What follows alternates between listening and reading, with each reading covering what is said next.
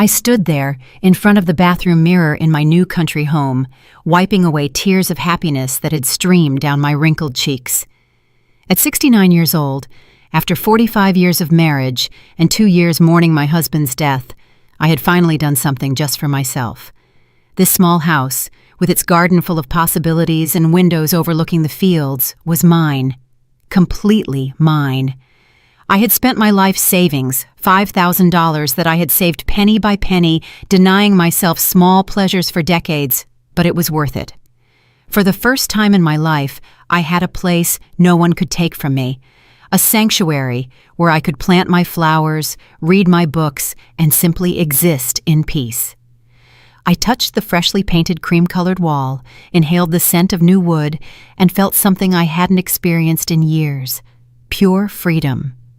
This morning, I had breakfast in my small kitchen while listening to the birds sing. I had watered the potted plants I bought in town and planned where I would put my favorite rocking chair. Everything was perfect. Everything was mine. The phone rang as I was organizing my few belongings in the master bedroom closet. I saw my daughter Rebecca's name on the screen and smiled, thinking she might want to congratulate me on my new house, although I knew she had been against this purchase from the beginning. "Mom, it's a waste of money," she had told me over and over. "You should stay in your apartment, close to us." Close to us, not with me. Close, so I would be available when they needed me. "Hello, my darling daughter," I answered, with that maternal joy that never fades, no matter how many times you've been disappointed. "Mom, get ready. In an hour, I'll be there with 20 people from David's family," she said, without even a greeting, in that authoritative voice she had developed since she got married. "Make food for everyone and get our rooms ready. We're only staying for 2 weeks." The world stopped. I literally felt as if the floor moved beneath my feet. My heart began to pound so hard I thought it would burst out of my chest. 20 people? "Rebecca, I just arrived. I have nothing prepared. I don't even have food for them." "Mom, don't be dramatic. It's your family now. You have to welcome them properly. David says his cousin Emily is coming with her 4 small children, his brother Noah with his wife and twin kids, and Aunts Carol and Beth are coming with their families too. It's vacation time, and they need a free place to stay. Your house is perfect." "But Rebecca, I don't have space for so many people. This is a small 2-bedroom house, and besides, there are no buts. We are your family. You have an obligation to help us. Besides, why did you buy such a big house if it's not for us to use?" "Don't be selfish, Mom. We're on our way, so hurry up and get everything ready. Oh, and make sure there are enough clean towels for everyone. The kids will want to swim in the lake, so also prepare some food for the ride back. See you." She hung up, just like that. I stood there, holding the trembling phone, feeling all the happiness I had felt just minutes ago vanish like smoke. 20 people in my new house without warning, without asking if I could, if I wanted to, if I had the means to accommodate them. And worst of all, talking about my house as if it were a free family hotel. I looked around my small, 2-bedroom, 1-bathroom house. Where would 20 people sleep on the floor, in my living room that barely had a small sofa? My refrigerator was practically empty. I barely had a few eggs, some milk, and a few tomatoes I had bought in town. How was I going to feed 20 people with that? With what money was I going to buy food for 2 weeks for so many people? But what hurt me most wasn't the impossible logistics of the situation. What broke my heart was realizing that once again, my opinion didn't matter. My daughter had decided for me. She had disposed of my house, my time, my money, as if I were her employee and not her mother. As if this house, which I had bought with the sweat of my brow and my life savings, were a free hotel for her husband's family. I sat on the edge of my new bed, the one I had chosen so carefully, thinking of the quiet mornings I would spend there reading, and began to feel that familiar hollow sensation in my stomach. It was the same one I felt every time Rebecca and her husband showed up at my old apartment. They would eat whatever was in my refrigerator, use my washing machine, watch my television, and leave everything dirty and messy, as if it were the most natural thing in the world. I vividly remembered the day after my husband's funeral, when I needed emotional support the most. Rebecca had shown up with empty boxes and a fake smile. "Mom, you have too many things. You need to get rid of all this," she had told me while packing my late husband's books without asking. "We're taking these. You don't need them. At your age, you don't read as much." And I, in my grief and confusion, had let her take half of my memories, including the gold watch that had belonged to my father-in-law. When I sold the apartment to buy this house, she had insisted I give her the money to invest it better. "Mom, you don't understand finances. I know how to make that money grow," she had told me with that condescending smile I hated so much. When I refused, she didn't speak to me for a whole month. And now on my first day in my new house, she was already claiming her right to use it as if it were hers. Tears began to stream down my cheeks as I looked out the window at the garden I had dreamed of tending. In an hour, all this silence, this peace, this feeling of freedom would turn into chaos. I remained seated on my bed for several minutes, trying to process what had just happened. The silence of my new house, which moments ago had seemed so beautiful and tranquil, now felt heavy and threatening. In less than an hour, this refuge I had built with so much sacrifice would become a place of chaos and demands. I slowly got up, feeling the weight of my 69 years more than ever. My legs trembled slightly as I walked to the kitchen, where I opened the refrigerator with a mix of hope and despair. The reality was even worse than I remembered. 3 eggs, half a gallon of milk, 2 tomatoes, a piece of cheese I had bought yesterday, and a bottle of water. That was it. Absolutely everything I had to feed 20 people. I opened the cabinets with trembling hands. 1 can of beans, another of tuna, a half-finished bag of rice, salt, pepper, and oil. I didn't even have enough plates. I had bought a set for 4 people, thinking it would be more than enough for my needs. I never imagined my daughter would turn my home into a family refugee camp. I looked at the clock. 50 minutes. 50 minutes to work a miracle. I grabbed my purse and car keys, knowing I would have to go to town to buy food, but when I checked my wallet, my heart sank even further. After paying for the house, basic furniture, and moving expenses, I only had $300 left until next month. How was I going to buy food for 20 people for 2 weeks with that? The drive to town felt endless. Every minute that passed was a minute less to prepare whatever I could prepare. In the small-town supermarket, I ran through the aisles like a desperate woman, mentally calculating every dollar I spent. Rice, beans, pasta, tomato sauce, some cheap vegetables, bread. Nothing fancy, nothing special, just basic food that could stretch for many people. The final bill, $240, almost everything I had left. When I returned home, I only had 20 minutes. 20 minutes to transform my small kitchen into a restaurant capable of feeding an army. I put water on to boil for the rice and pasta. I opened cans like a woman possessed. I chopped vegetables with tears streaming down my cheeks. They weren't onion tears. They were tears of rage, helplessness, and profound sadness for what was happening. As I cooked, I couldn't stop thinking about how I had reached this point. After my husband's death, I had tried to be the perfect mother, the understanding mother-in-law, the available grandmother. When Rebecca needed a babysitter, there I was. When she needed to borrow money, there I was. When she wanted to use my car because hers was in the shop, there I was.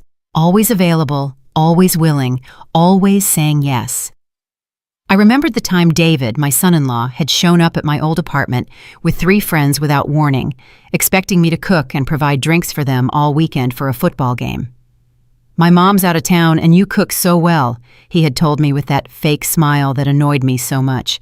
And I, as always, had rushed to the supermarket, spent my money, and cooked for them as if I were their personal chef. Or the time Rebecca had asked me to take care of her sister-in-law's children because she had a family emergency. 3 small children for a whole week without paying me a cent, without even asking if I could do it. When I mentioned I had to cancel my doctor's appointments to take care of them, she had said, "Oh, Mom, don't be dramatic. Besides, it's good for you to have something to do so you don't feel so lonely." Lonely. That word echoed in my head as I stirred the tomato sauce.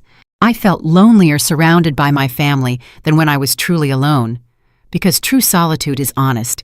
It doesn't pretend to love you while it uses you. The sound of cars approaching pulled me from my thoughts. I looked out the window and saw 3 vehicles full of people getting out, as if they were arriving at an all-inclusive resort. Children screaming, adults laughing, suitcases being pulled from trunks. And there was Rebecca, directing the show as the official hostess of my house. "Mom!" she shouted from outside. "Come help us with the bags!" I stood there in my kitchen, holding the wooden spoon I had been stirring the sauce with, and something inside me broke. Not in the dramatic way you see in movies, but in a silent and definitive way, like when the thinnest thread holding too heavy a weight snaps. I walked out of the kitchen and opened the front door. What I saw took my breath away. 20 people, indeed, from babies to elderly adults, all getting out of the cars as if they were arriving at their favorite vacation home. Some already had swimsuits on, others carried coolers full of beer, and all, absolutely all of them, looked at me with that expectant smile of someone who knows they will be treated like royalty. "Aunt Mary!" shouted Emily, David's cousin carrying a crying baby. "What a beautiful house! The kids are going to be so happy here. I hope you made a lot of food because we're hungry from the trip." Noah, David's brother, approached, patting me on the back as if we were old friends. "Mother-in-law, this is perfect for vacation. Is the food ready? The kids haven't had lunch."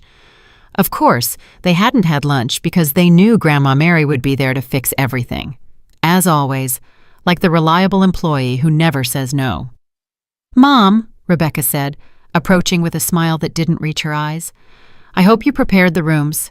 Emily and her family will need the master bedroom because the baby cries a lot at night and we can sleep in the other one. The rest can settle in the living room." The master bedroom, my bedroom. The room where I had put my things just a few hours ago, where I had imagined waking up every morning looking at the garden through the window. Without asking me, without consulting me, they had already decided I would sleep on the sofa in my own house. I looked at all these people invading my space, touching my things, talking about my house as if it were theirs. And for the first time in many years, I felt something different from resignation.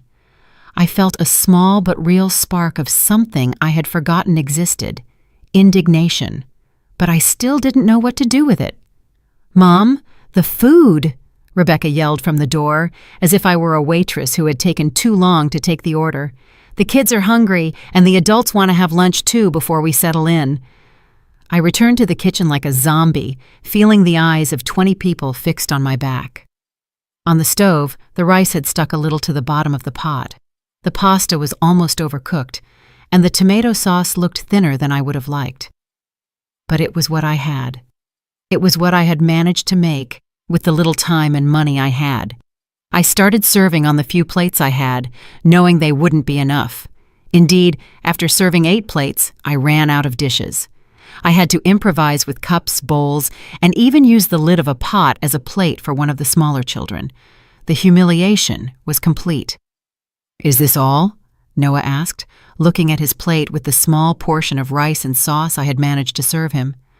"I thought there would be meat or chicken. You don't have anything else?" "It's just that you arrived very suddenly, and I didn't have time to—" I began to explain, but David interrupted me. "Mary, it's okay. We understand you didn't expect so many people, but you could have made an effort. We're family, aren't we? Besides, this house is beautiful.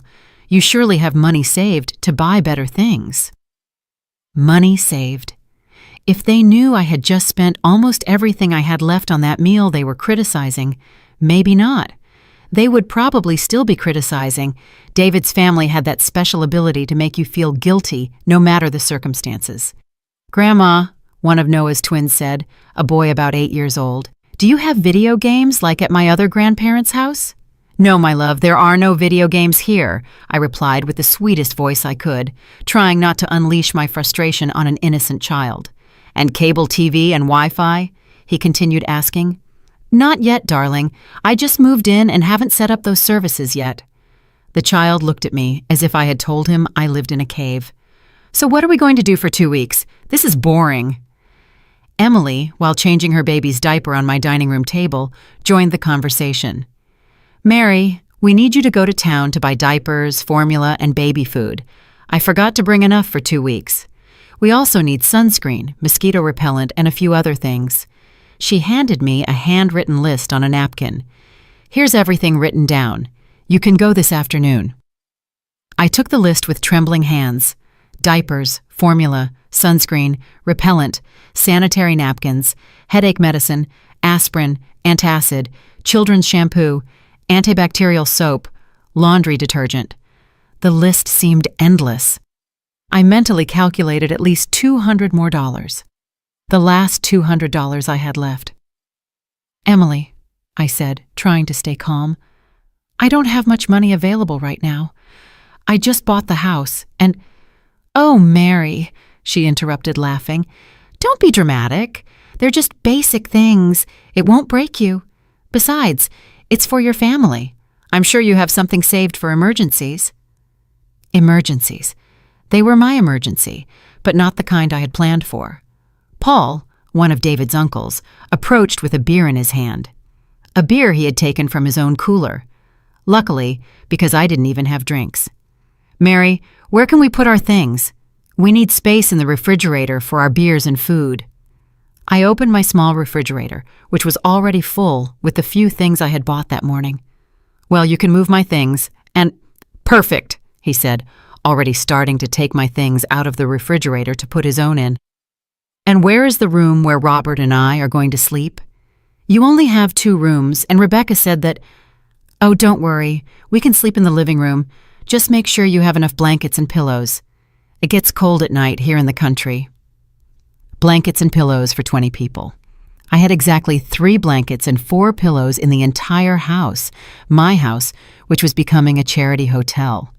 Meanwhile, the children had discovered my garden and were running among the potted plants I had bought so lovingly that morning. I watched as one of them stomped on my small tomato plants that I had planted just hours before, full of hope and excitement. "Children, be careful!" I shouted from the window. "Oh, leave them alone," Noah shouted back. "They're kids. They need to run and play. That's why we came to the country, so they could be free.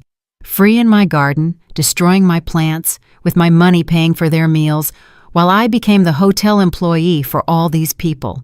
Rebecca approached me as I washed dishes in the small kitchen sink. "Mom, I need to talk to you. David's family is very excited to be here, but I think you could try a little harder to make them feel welcome." I turned to look at her, my hands dripping soapy water. "Try harder?" "Yes, Mom. The food was basic, and the house feels a little cold, as if you don't want us here. Remember, this is an opportunity for you to get to know your son-in-law's family better. You should be grateful they want to spend time with you." Grateful. That word resonated in my head like a slap. Grateful that 20 people invaded my house without permission, spent my money, criticized my food, destroyed my garden, and treated me like their personal employee. "Besides," Rebecca continued, "I hope you don't plan on charging them anything to stay here. That would be very stingy of you." Charge them. The idea hadn't even occurred to me, but now that she mentioned it, why not? If it were any other place, they would be paying at least $100 per night per room. 20 people, 2 weeks. That would be thousands of dollars. But I said nothing. Not yet. I just nodded and continued washing dishes, feeling that small spark of indignation I had felt before slowly begin to grow in my chest. That night, while 20 people slept comfortably in my house, I stayed awake on the small sofa in the living room, listening to the snores coming from everywhere, staring at the ceiling, and wondering when exactly I had lost control of my own life. The answer came to me in the darkness. I had lost it little by little. Every time I said yes when I wanted to say no. Every time I put others' needs before my own. Every time I let them treat me as if my time, my money, and my space had no value. But for the first time in a long time, I also realized something else. It was still time to regain that control. I woke up at 5 in the morning with terrible back pain from sleeping on the sofa. The silence of the dawn lasted exactly 30 seconds before chaos began. Emily's baby started crying, waking up all the other children, who immediately began running through the house, screaming and playing as if it were an amusement park. I got up from the sofa, feeling every one of my 69 years in my joints, and headed to the kitchen to make coffee. I needed caffeine to survive what was coming. But when I arrived, I found Noah already there, rummaging through my refrigerator as if it were his own. "Good morning, Mary," he said without looking up. "Where's the coffee? And we need milk for the kids' cereal." "I don't have cereal," I replied, trying to keep a neutral tone. "What do you mean you don't have cereal? What are the kids going to eat for breakfast then?"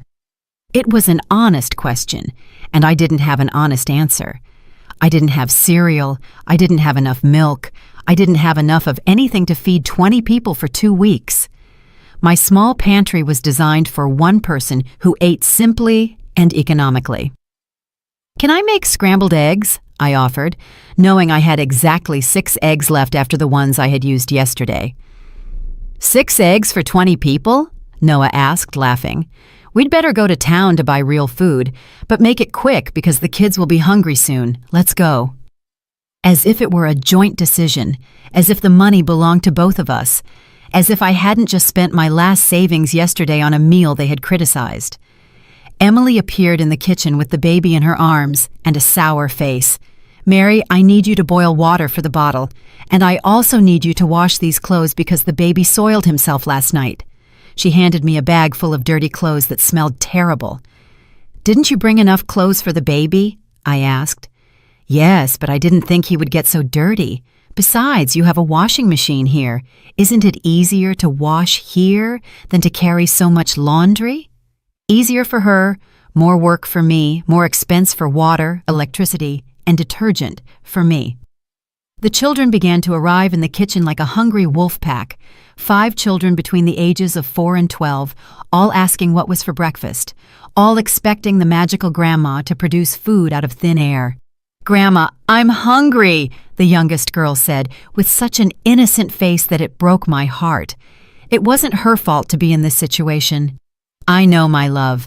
Let's see what we can do," I replied, opening empty cabinets and trying to work miracles. Robert appeared, yawning and scratching his stomach. "Mary, do you have coffee and not that instant stuff? I hope for something decent." Decent coffee? I had just gotten up from my own sofa after being kicked out of my own bed, and he was asking for gourmet coffee. "I only have instant coffee," I told him. "Seriously? Well, I guess we'll have to go to town to buy real coffee too, and since we're going, we can buy everything we need for these days." "We?" Again, that word, as if we were partners in this disaster. Rebecca came downstairs from my room, where she had slept comfortably in my bed, looking perfectly rested. "Good morning, Mom. Is breakfast ready? David is hungry and doesn't like to wait." "Rebecca, I don't have enough food for—" "Mom, we already talked about this yesterday. You need to get more organized. We are 20 people. You can't improvise. Why don't you make a proper shopping list and go to town? We can stay here, taking care of the house." Taking care of my house, while I spent my money buying food for them. David appeared behind Rebecca with that fake smile I also knew. "Mother-in-law, good morning. I heard you're going to town. Can you bring cigarettes and beer? The ones we brought won't last 2 weeks. We also need charcoal for a barbecue tomorrow." Cigarettes, beer, charcoal. The list of expenses kept growing, and my wallet kept shrinking. "David, I don't smoke and I don't drink. I don't know what brands." "Don't worry. Any brand is fine. The important thing is that we have enough to have a good time." Having a good time with my money in my house, while I worked as their personal employee. Paul joined the group in the kitchen. "Mary, last night I talked to Robert, and we thought it would be a good idea to have a big barbecue for the whole family. We can invite more relatives who live nearby. What do you think about organizing something for the weekend?" "More relatives?" I asked, feeling my blood pressure rise. "Yes, we are a big, close-knit family. It will be fun. We just need you to buy meat for about 30 people. Nothing out of this world." 30 people. Meat for 30 people. I mentally calculated at least $500 more. Money I definitely didn't have. "I don't think I can afford—" "Oh, Mary," Emily interrupted. "Don't be stingy. It's a family gathering. Besides, with what you're saving by not paying for a hotel for all of us, you can surely afford a barbecue." Not paying for a hotel as if being in my house was free, as if my time, my space, my peace of mind were worth nothing. The children, meanwhile, had found my few boxes of crackers and were eating them directly from the package, scattering crumbs all over my freshly cleaned kitchen. "Children, don't eat that," I shouted. "What are those crackers for, Mom?" Rebecca asked in an annoyed tone. "They're just crackers. The kids are hungry and you haven't prepared anything for breakfast. At least let them eat something." Something. My crackers, my food, my last food reserve in the house. "Mom," Rebecca continued, "I think you're being a little selfish.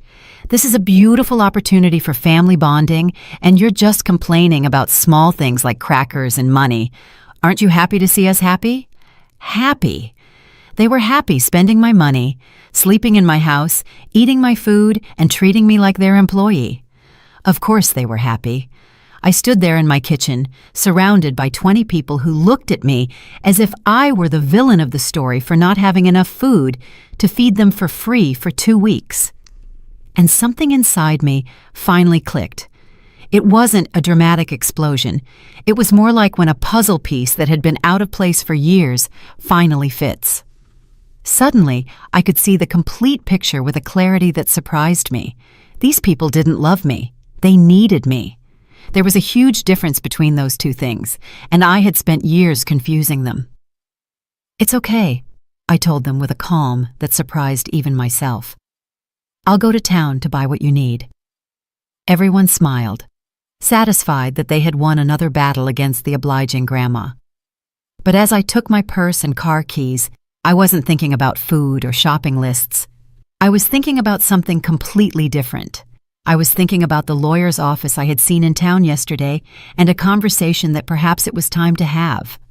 For the first time in days, I left my house with a real smile on my lips. The trip to town that morning was the most liberating I had had in years.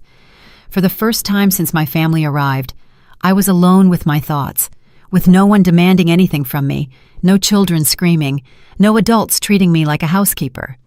The silence of the car felt like a balm to my wounded soul, but I didn't go directly to the supermarket as they expected.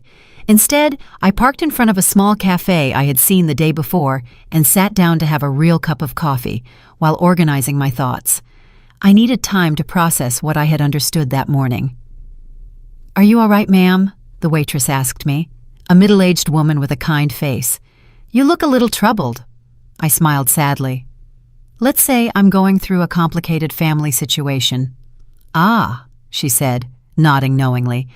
"Family. Sometimes they're the ones who hurt us the most, aren't they?" Her words hit me like lightning. That was exactly it. My own family was the one hurting me the most, and I had been so used to the pain that I had started to think it was normal. After coffee, I walked through the small town until I found what I was looking for. Jeremy Stone, attorney at law. The sign was simple but professional. I took a deep breath and entered. "Good morning," said a man about 50 years old with a kind face. "How can I help you?" "I need legal advice on family situations," I told him, feeling a little ridiculous, but determined to continue. Jeremy invited me to sit down and offered me water. For the next hour, I told him everything.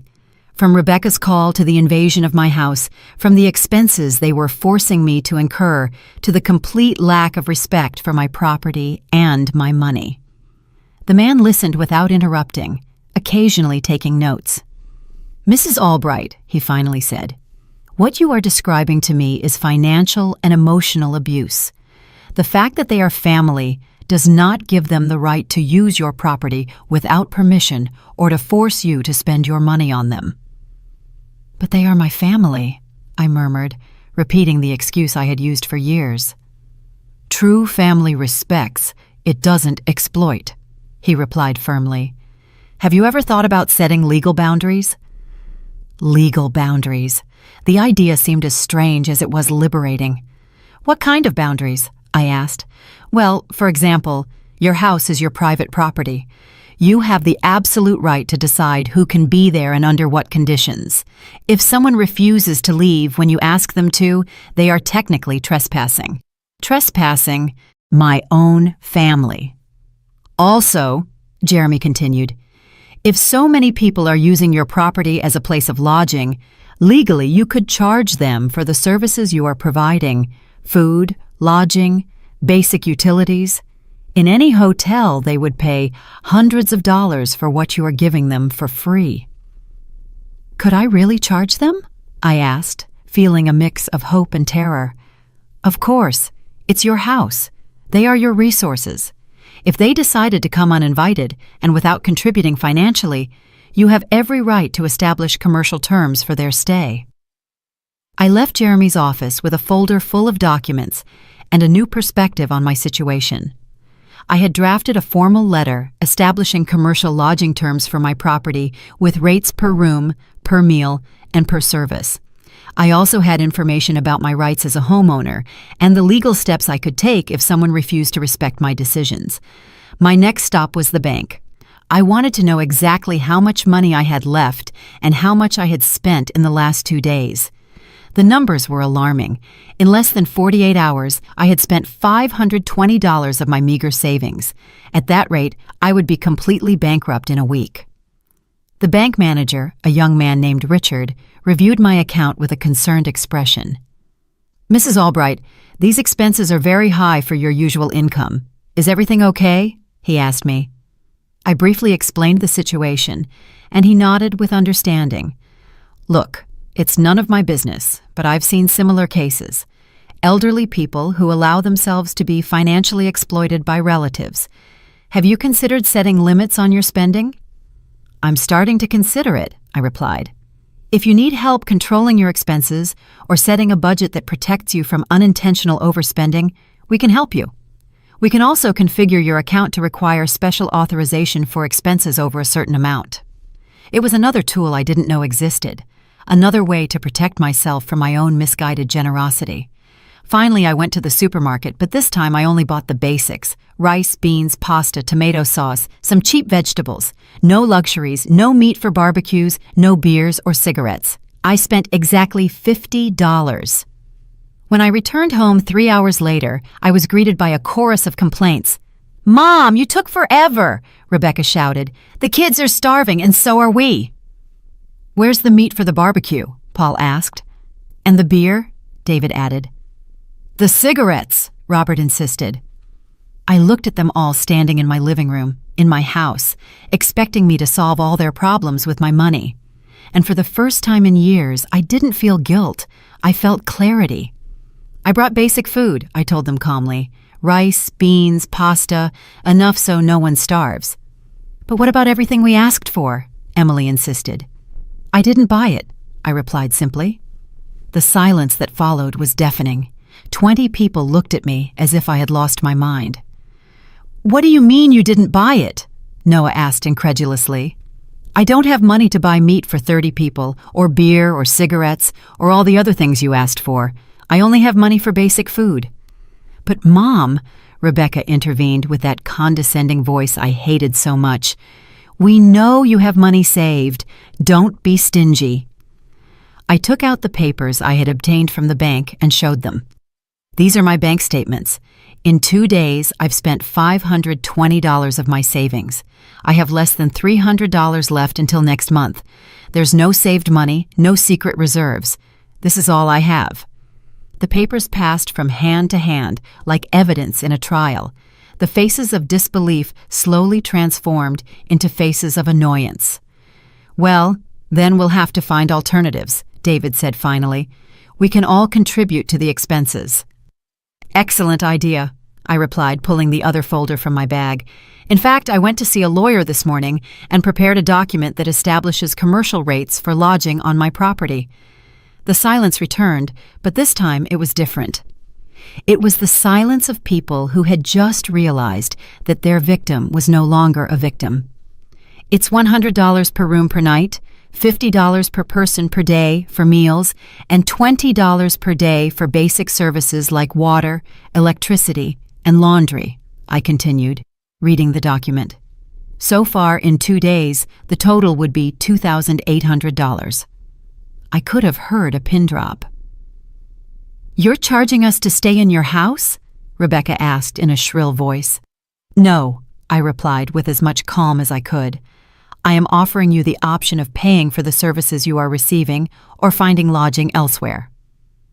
For the first time in years, I was in control of the conversation. The explosion that followed was epic. 20 people talking at the same time, shouting, protesting, trying to make me feel guilty with all the manipulation tactics they had perfected over the years. But something had changed in me. It was as if I had built an invisible wall that didn't let their hurtful words pass through. "This is ridiculous," David shouted. "We're family. You can't charge us to stay in your house." "Since when are you so greedy, Mom?" Rebecca added with crocodile tears in her eyes. "Dad would be rolling in his grave if he knew you were charging his own family." Mentioning my late husband was the last straw, but not in the way she expected. Instead of breaking me, it gave me strength. "Your father," I told her in a firm voice, "worked his whole life so I would have financial security. He would never have allowed his family to treat me like a housekeeper in my own home."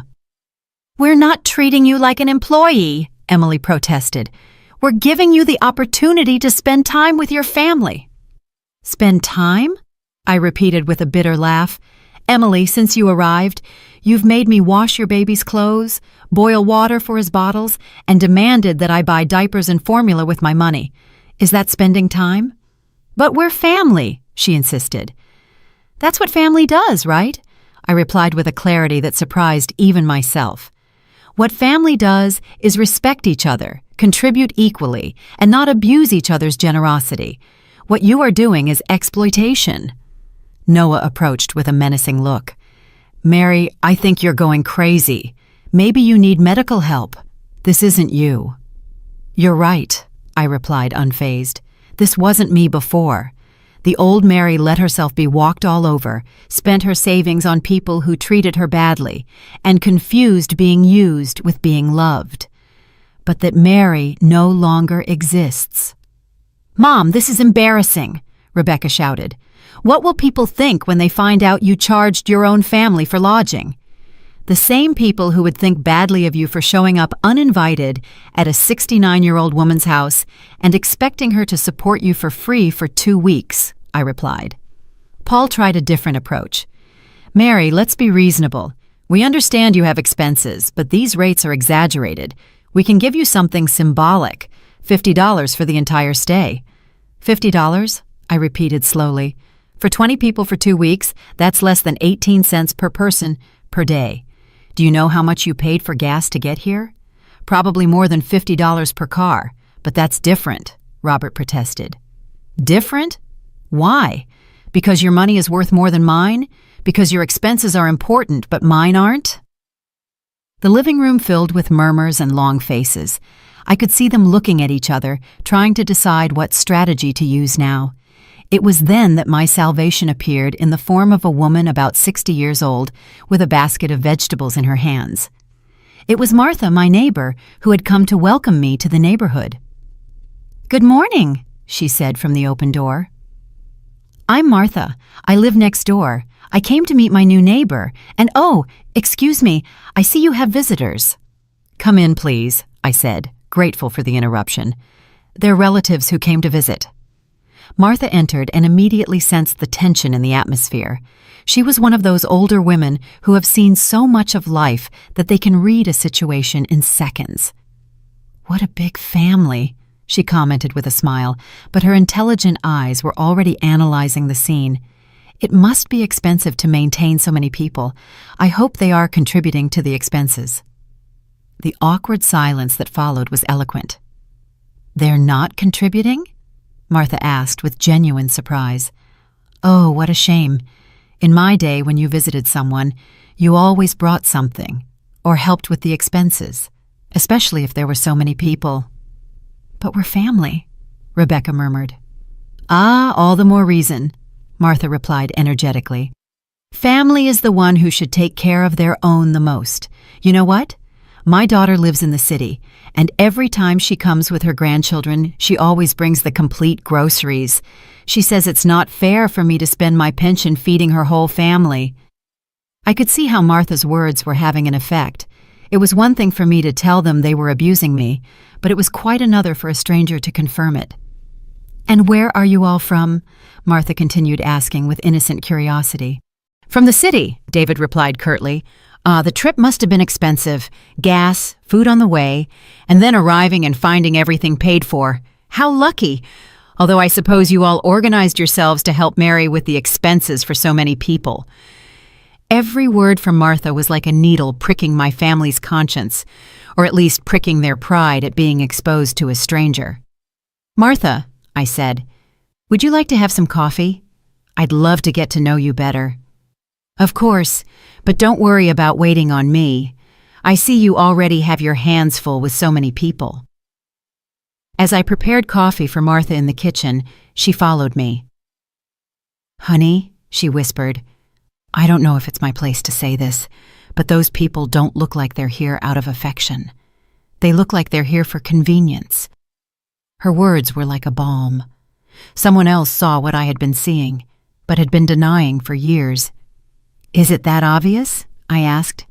"Darling, I've been in this world for 60 years. I've seen everything. Those people arrived expecting to be treated like kings, and you look like someone who hasn't slept well and is spending money she doesn't have." I broke down a little. "But they're my family." "True family doesn't abuse, my dear. True family takes care of their elders. They don't exploit them." Martha put a comforting hand on my shoulder. "Want me to tell you something? My sister had the same problem with her children. They lived off her, treated her like an employee, spent her pension. Do you know what she did?" "What?" I asked hopefully. "She set boundaries.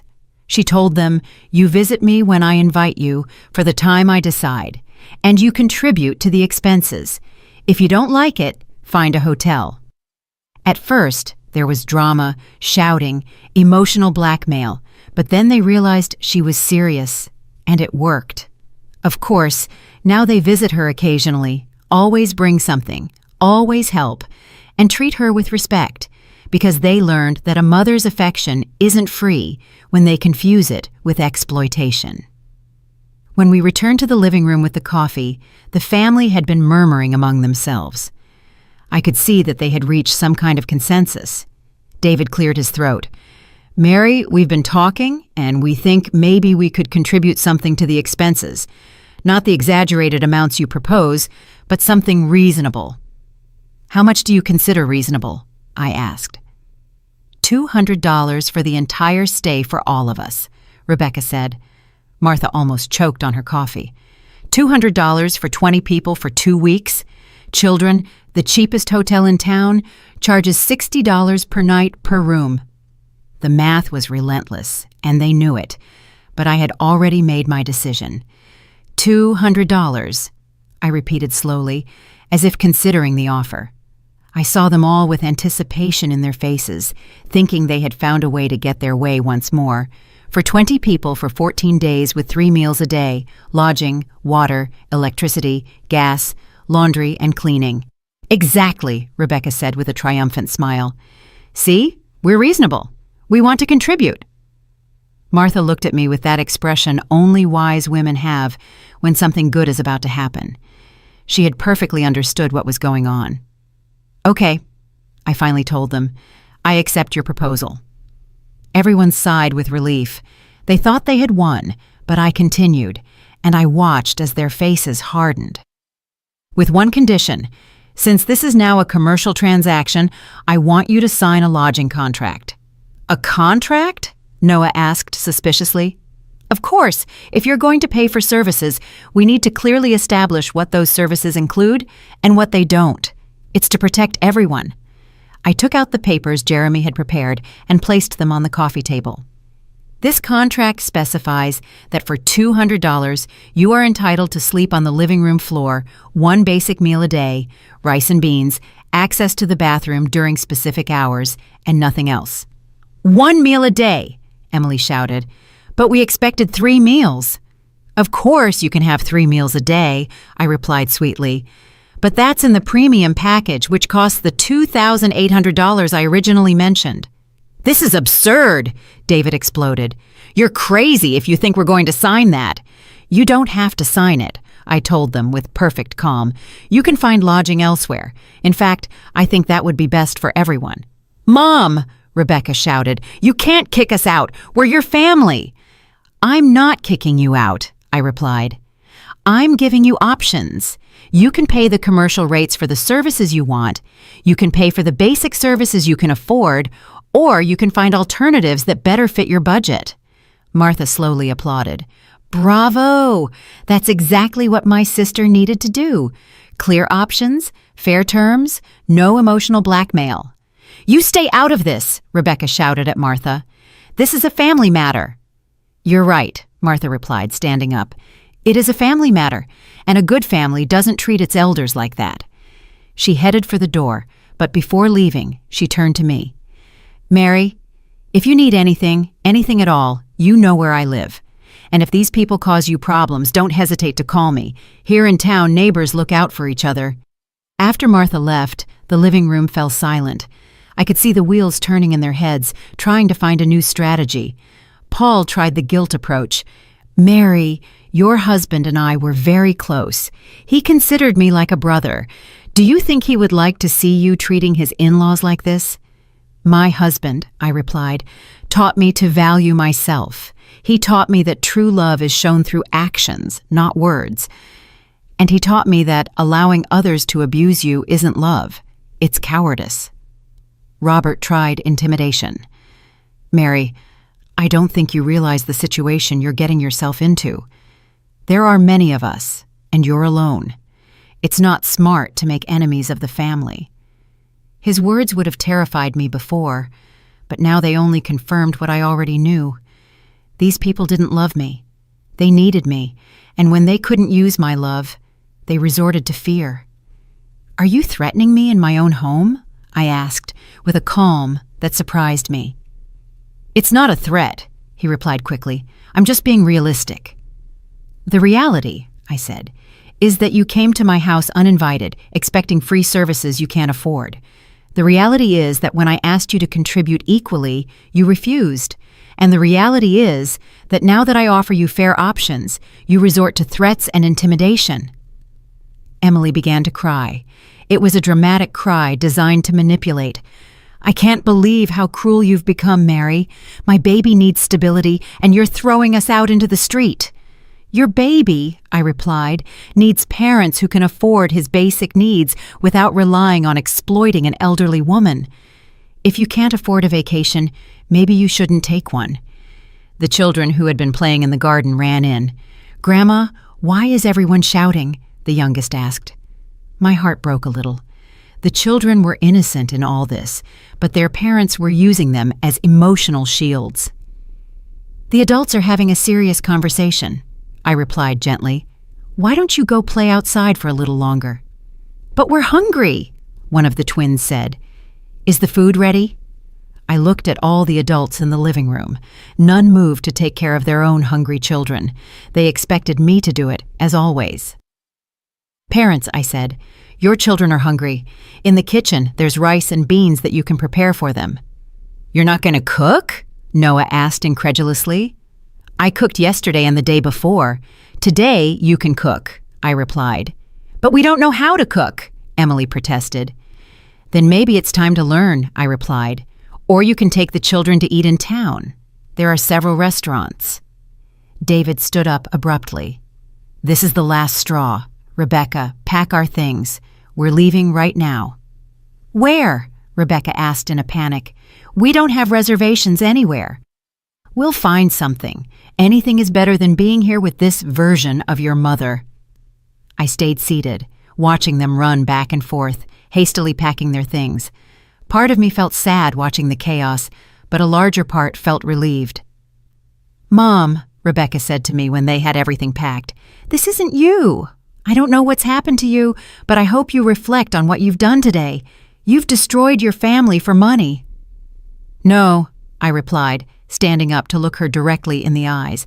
"I have found my dignity and learned the difference between family who loves me and people who use me." "You'll regret this," she shouted as she left. "When you're alone and sick, don't come asking us for help." "I prefer to be alone with dignity than accompanied without respect," I replied. One by one, they got into their cars. This time, there were no tears from the children because they had understood that this visit was different. This time, there were no shouts or dramatic protests, only the resignation of people who had lost their favorite victim. I watched them drive away for the second and last time and felt something I hadn't felt in years: complete peace. That night, Martha came to dinner. She had made chicken stew, and I had prepared rice with pigeon peas. We ate on my porch, watching the sunset over the fields, talking about our garden plans. "Do you feel good about your decision?" she asked me. "I feel free," I replied for the first time in years. "I feel free." 6 months later, my house had truly become my home. My garden flourished, I had a small network of friends in town, and I had started taking painting classes at the community center. My days were filled with activities I chose to do, not ones I was forced to do. Rebecca called me occasionally whenever she needed something: money borrowed, babysitting, solving a problem. I listened patiently and then told her, "I'm sorry, my love, but I can't help you with that." At first, she would get angry. Then she would beg, then she would threaten. Now, she simply hangs up. I have learned that loving someone doesn't mean allowing them to hurt you. I have learned that being generous doesn't mean exhausting yourself for others. I have learned that true family takes care of you as much as you take care of them. And I have learned something even more important. It's never too late to reclaim your life, your dignity, and your right to be happy. This morning, I woke up to the sound of birds singing, brewed my coffee in my clean and tidy kitchen, and went out to water my plants, which are growing beautiful and strong, just like me. If you enjoyed my story, you can support me by sending a super thanks so I can write more stories like this. Thanks a lot in advance. What about you? What would you do in this person's shoes? I'd really love to hear your thoughts, so drop them in the comments. I'm always curious to know what you think. Oh, and let me know where you've heard this story. If you want to hear more life stories like this, like the video, and subscribe to my channel. There are many more waiting for you. Big hugs, and see you next time.